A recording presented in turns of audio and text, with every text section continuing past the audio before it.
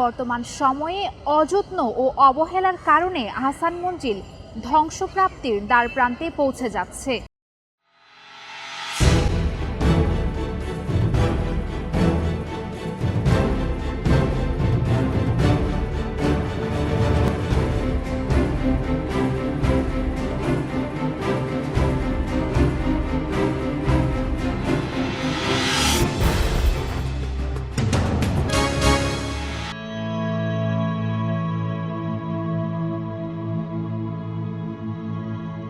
একটা সময় এই আহসান মঞ্জিল ঘিরে থাকতো হাজার হাজার দর্শনার্থী, তবে বর্তমান সময়ে অযত্ন ও অবহেলার কারণে আহসান মঞ্জিল ধ্বংসপ্রাপ্তির দ্বারপ্রান্তে পৌঁছে যাচ্ছে। এছাড়াও আশেপাশের এলাকাগুলোতে অতিরিক্ত পরিমাণের যানজট থাকার কারণে দর্শনার্থীরা আহসান মঞ্জিলে আগের মতো আসার আগ্রহ প্রকাশ করে না। মোগল সুবেদার ইসলাম খান ঢাকায় এসে বুড়িগঙ্গার তীরে প্রথম পদার্পণ করেছিলেন। পরবর্তীতে তার নামানুসারে এই এলাকার নামকরণ করা হয় ইসলামপুর। অষ্টাদশ শতাব্দীর মাঝামাঝি সময়ে জামালপুর পরগনার জমিদার শেখ এনায়েতুল্লাহ আহসান মঞ্জিলের বর্তমান স্থান রংমহল নামে একটি প্রমোদ ভবন তৈরি করেন। পরে তার ছেলে শেখ মতিউল্লাহ এটি ফরাসি বণিকদের কাছে বিক্রি করেন। তারপর থেকে রংমহলটি দীর্ঘদিন বাণিজ্য কুঠি হিসেবে পরিচিত ছিল।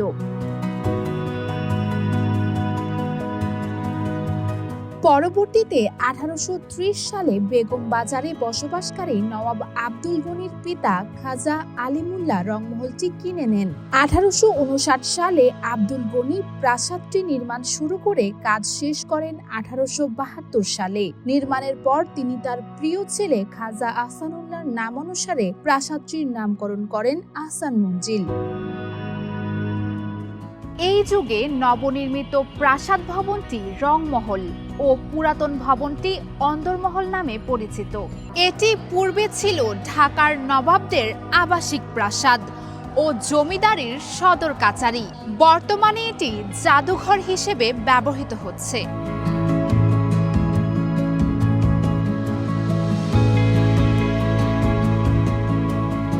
আহসান মঞ্জিলে ঢুকতে হলে জনপ্রতি 40 টাকা করে টিকিট কেটে নিতে হয়।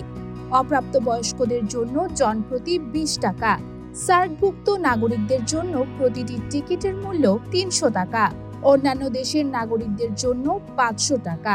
আহসান মঞ্জিল বন্ধের আধ ঘন্টা আগ পর্যন্ত টিকিট পাওয়া যায়। প্রতি বৃহস্পতিবার অন্যান্য সরকারি ছুটির দিনে বন্ধ থাকে। শীতের সময়ে অক্টোবর থেকে মার্চ, শনি থেকে বুধবার সকাল 10:30 থেকে বিকেল 4:30 পর্যন্ত, শুক্রবার দুপুর 2:30 থেকে সন্ধ্যা 7:30 পর্যন্ত খোলা থাকে।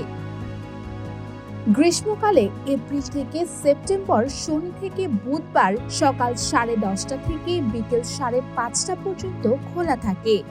শুক্রবার খোলা থাকে বিকেল 3টা থেকে সন্ধ্যা 7টা পর্যন্ত। আহসান মঞ্জিলের পিঙ্ক কালারটা অনেক সুন্দর, রাত্রেবেলা লাইট পড়লে ফুটে। এখানে অনেক সুন্দর সুন্দর গাছপালা আছে, সুন্দর ফুল আছে, সব মিলে আমার এখানে অনেক ভালোই লাগছে। আমার ফ্রেন্ডসকে বলছি আমি এখানেই থেকে যাই। ভবনের বারান্দা ও মেঝে তৈরি করা হয়েছে মার্বেল পাথর দিয়ে। প্রাসাদের ভেতরে রয়েছে খাবার ঘর, লাইব্রেরি, জলসা ঘর, দরবার হল এবং বিলিয়ার্ড খেলার জায়গা। আর প্রাসাদের দোতলায় রয়েছে অতিথিদের থাকার কক্ষ, বৈঠকখানা, নাচঘর, গ্রন্থাগার এবং আরও কিছু বসবাসের কক্ষ। প্রাসাদের উত্তর ও দক্ষিণ দিকে একতলার সমান উঁচু করে গাড়ি বারান্দা রয়েছে। দক্ষিণ দিকে দোতলার বারান্দা থেকে একটি খোলা সিঁড়ি সামনে পর্যন্ত নেমে গেছে। প্রাসাদের ঠিক সামনে রয়েছে চমৎকার ফুলের বাগান ও সবুজ মাঠ। রক্ষণাবেক্ষণের দায়িত্বে থাকা শ্রী বাবুল কাহার জানালেন, আগের থেকে আহসান মঞ্জিলের পরিষ্কার পরিচ্ছন্নতা বৃদ্ধি করা হয়েছে, যার কারণে দর্শনার্থী আগের থেকে তুলনামূলক বেড়েছে। আমি 1989-তে আহসান মঞ্জিল চাকরিতে জয়েন করি। এ পর্যন্ত প্রায় 35 বছর এখানে আমি সার্ভিস দিলাম। মোটামুটি এখন ভালোই আছে। আগে তো মনে করেন যে প্রথম তো একটু নড়বড়ে খারাপ লাগছে, এখন প্রায় মোটামুটি ভালোই আছে। লোক দর্শকও ভালো আসে। আগে একটু কম আসতো, তারপর পরিবেশও আগের থেকে এখন ভালো। আগে তো নোংরা পরিবেশ ছিল চারদিকে। মোটামুটি বলতে গেলে যে এখন প্রায় উন্নতির দিকে আছে আহসান মঞ্জিল। আমারও চাকরি প্রায় শেষ, প্রায় আমি 34 বছর সার্ভিস করলাম। আগামী 12 তারিখে চলে যাব, রিটায়ার শেষ। এই পর্যন্ত মোটামুটি ভালোই আছে। কালের সাক্ষী ইতিহাস ও ঐতিহ্যের এই নিদর্শনকে নিয়ে ব্যাপক আগ্রহ ও কৌতূহল রয়েছে পর্যটন প্রেমী মানুষদের। তবে পুরান ঢাকার রাস্তায় প্রচুর জ্যাম থাকার কারণে অধিকাংশ সময়ে জ্যামের মধ্যে পর্যটকদের আটকে থাকতে হয়, যার কারণে বেশিরভাগ সময় অপচয় হয়ে যায় রাস্তাতেই। US Bengal, Bangladesh bureau.